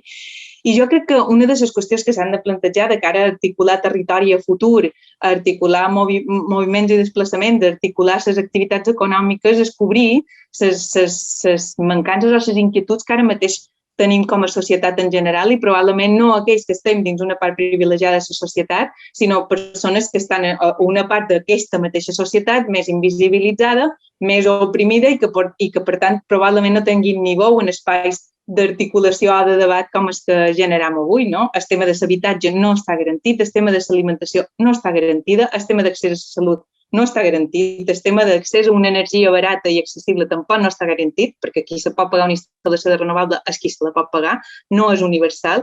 Per tant, la concepció d'aquests drets essencials bàsics amb el concepte d'universalitat crec que és fonamental a l'hora de plantejar com articular amb el territori, com articular amb una societat dins aquest territori. I això dins aquest concepte de resiliència i metabolisme que no podem obviar perquè són part d'un ecosistema i no només l'ocupam o n'extraiem els recursos que necessitem, sinó que estem evitant-lo. I jo crec que és un concepte que insisteix que és fonamental. Amb el tema de l'ajuda dels fons europeus, si mos féssim cas un poquet a nosaltres, com no fan poc, tenim una bateria de propostes de polítiques de transició ecosocial cap a noves maneres d'articular un poc aquesta relació societat-territori que són fonamentals des de diferents àmbits, des de model econòmic, en aquest cas nosaltres molt centrat en el model turístic, però també en qüestions energètiques, en qüestions de seguretat i sobirania alimentària, etc. I n'hi ha d'altres que jo crec que haurien de ser fonamentals i haurien d'haver estat pensats a priori, però que ara mateix adquireixen un protagonisme fonamental, des de polítiques, com comentava N'Oriol, econòmiques i financeres, que puguin incloure reformes bancàries, que puguin incloure revisió de la fiscalitat, programes d'assistència social urgent, ara mateix amb la situació que vivim de crisi social derivada d'una pandèmia, programes agrícoles o de sobirania alimentària, diria jo, ajuden en el treball, projectes d'ocupació pública i tot això s'està deixant al marge i s'està deixant en mans d'una iniciativa privada que, evidentment, cada vegada està més concentrada en manco capitals i acaba decidint quines són les relacions que establim amb el territori i com s'articulen les infraestructures en el nostre territori. La demanda nostra en relació als temes renovables és precisament que no sigui la iniciativa privada que acaba definint la nostra planificació energètica, que té un component territorial, com qualsevol infraestructura que se planteja. I per què no models público-comunitaris o público-cooperatius amb una planificació que decideixi on i a partir de quins interessos podem instal·lar aquest tipus d'instal·lacions i, sobretot, com apuntava la Roser també, la necessitat de rebaixar la demanda i no pretendre continuar amb els ritmes i les escales actuals, que jo crec que són les que ens han duit on estan, precisament. Moltes gràcies, Margalida. Moltes gràcies també a la Mar, l'Oriol i la Roser. Estem fora de temps, havíem d'acabar a les 8 i estem una mica més tard. Però jo passaria parlant una altra hora o dues. Passa que els temes de conciliació també jo crec que molts hem d'anar a sopar o hem de fer d'altres coses i per tant hauríem d'anar plegant. Ha sigut un debat molt interessant, molt enriquidor. Han sortit molts temes. Jo crec que des de la Fundació, des de Repensem, estaria molt bé recuperar-los tots perquè són claus pel territori. Hi ha moments que crec que convidaven al pessimisme. Les ciutats mitjanes perdien població i recursos, el rural s'està acabant, a les metròpolis també tenen molts problemes, però almenys hem acabat amb aquest punt de propositiu de la Margalida dient que hi ha diverses mesures a prendre i estic segur que la Mar, l'Oriol i la Roser també en tenen moltes. Part d'aquesta visió més propositiva segurament serà el dimarts que ve a les 11, el dimarts que ve dia 11, a 2:15, que hi ha el segon debat, que és on es debatrà per traçar les connexions, no? I potser podrem continuar, i us convido a tots a venir el dimarts que ve a continuar aquesta conversa i aquest debat, que esperem no s'acabi només amb aquestes 3 converses, sinó que entren de ple a l'agenda política, perquè realment són qüestions claus i que necessitem enfront als reptes que tant la Margalida, la Mar, l'Oriol i la Roser ens han mostrat que necessita el territori i la societat. El territori sense persones, sense cohesió social, no té gaire interès.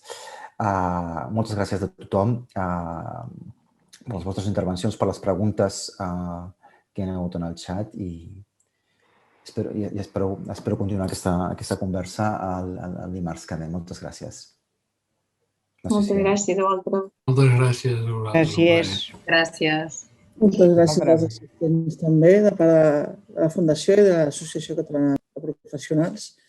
I bé, ha sigut molt interessant. Jo us voldria proposar que, com que sou gent que escriviu i publiqueu coses o llegiu també, si creieu que hi ha algun article que pugui ser interessant de llegir arrel de tot el que heu comentat o alguns articles, doncs també que si me'ls voleu enviar o el Ramon, els penjarem en algun lloc i els distribuirem entre els participants també. Molt bé, doncs mira, ara que ho menciones, jo m'he girat a agafar aquest llibre, que diu el contracte especial, que jo pertany a un col·lectiu que es diu el col·lectiu de l'economia fonamental i això és una derivació dels treballs d'aquest col·lectiu i parla, diguem, que igual que hem tingut un contracte social ara, diguem, trencat, però que en el seu moment va funcionar, diguem, per reduir els desequilibris en la societat, doncs ara ens cal un contracte especial que aquí explica una mica els fonaments i crec que és una proposta interessant a partir de la qual partir per això, que el territori, diguem, es pugui equilibrar d'una altra manera. O sigui que ja us passaré la referència d'això també. Moltes gràcies, moltes gràcies. Molt bé, doncs ens veiem la setmana que ve qui vulgui tornar a connectar-se i esperem que sigui tan enriquidor com ho ha sigut avui. Vaja. Doncs vinga, fins a la propera. Gràcies per... Moltes gràcies. Moltes gràcies. Bona nit. Adéu. Adéu.